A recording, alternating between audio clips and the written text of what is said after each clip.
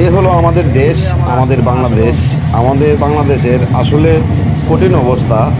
না আছে ট্রেনের যাতায়াত ভালো অবস্থা, না আছে আসলে বাসেরও যাতায়াত ভালো অবস্থা নাই। আমাদের রাস্তা খুবই বেহাল দশা। আমরা স্বাধীন বাংলাদেশ পাইছি, কিন্তু স্বাধীনতা কোনো কিছুই পাই নাই। যারাই আসে লুটপাট করে দেশটারে ধ্বংস করে দিয়ে যায়।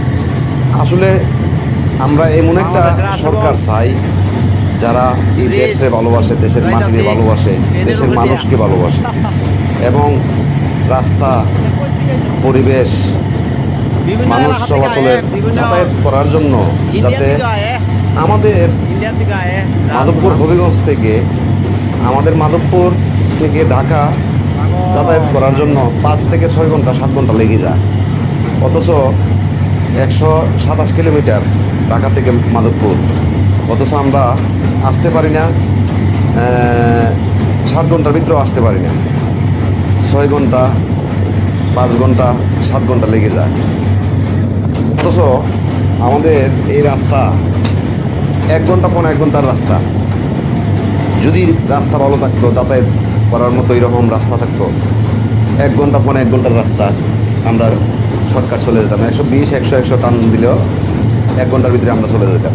অথচ এই রাস্তা না আছে ট্রেনের যাতায়াত, না আছে বাসের যাতায়াত, কোনো মতে এই রাস্তা ভালো না। দেখেন তো, ট্রেনের উপরেও মানুষ, ভিতরে তো জায়গা নাই, ট্রেনের উপরেও মানুষ। এই সে আমাদের দশা।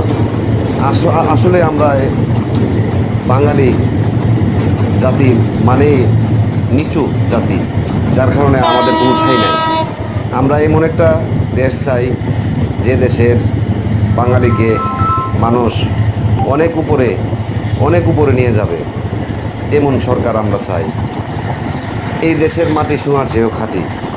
আমরা বাঙালি, আমরা গর্ব করতে জানি, আমরা একতাভুক্ত জানি।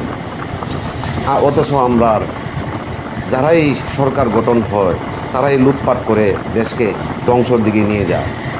আমরা এমন ধ্বংস চাই না।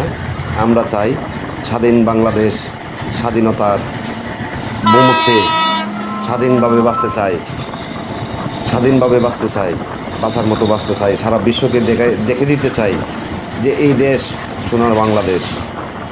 আমরা সোনার বাংলাদেশ, সোনার বাংলাদেশের মানুষ আমরা।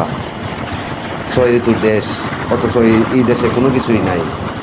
সব কিছু চুরেরা আইসা লুটপাট করে নিয়ে যায়। ধন্যবাদ সবাইকে, বিশ্ববাসীকে জানাই দিলাম। আমার এই ভিডিওটা আপনারা সবাই দেখবেন। আসসালামু আলাইকুম রহমতুল্লাহ।